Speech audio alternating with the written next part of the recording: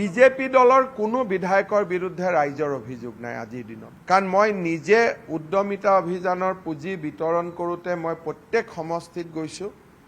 এটা ইনকামবেন্সি মই মানুহক ডাইৰেক্টলি সুধি আছোঁ যে কংগ্ৰেছৰ দিনত এইখিনি পাইছিলে বোলে, পোৱা নাই। বিজেপিৰ দিনত পাইছে, পাইছোঁ। গতিকে মই 61খন সভাত গৈছোঁ এতিয়ালৈকে, আৰু কোনো সভাতে এজন মানুহেও স্থানীয় বিধায়কৰ বিৰুদ্ধে আহি আমাক মেমৰেণ্ডাম দিয়া নাই।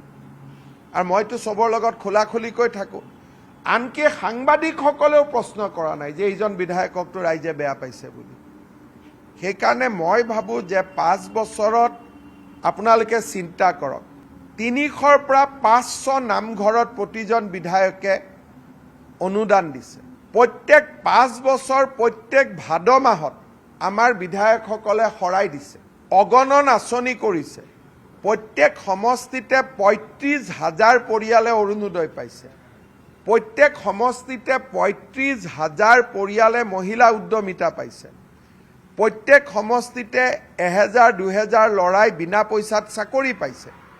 সেইকাৰণে আমাৰ কোনো বিধায়কৰ বিৰুদ্ধে ক'তো এণ্টি ইনকামবেন্সি মই দেখা নাই।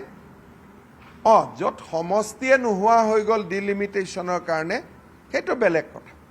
সেইকাৰণে আগে পিছে যিটো কথা ওলায় যে বিজেপিৰ বিৰুদ্ধে, এইবাৰতো আমাৰ কষ্ট হ'ব বিধায়কৰ টিকট কাটোতে, কাৰণ মই জানাত ছাৰ্ভেত প্ৰেজেণ্ট বিধায়ক সকলোৱে 1-2 ভিতৰত আহি যাব, কাৰণ ইমান কাম হৈছে, আৰু কামবিলাকতো আমি বিধায়কৰ জৰিয়তে কৰিব লাগে।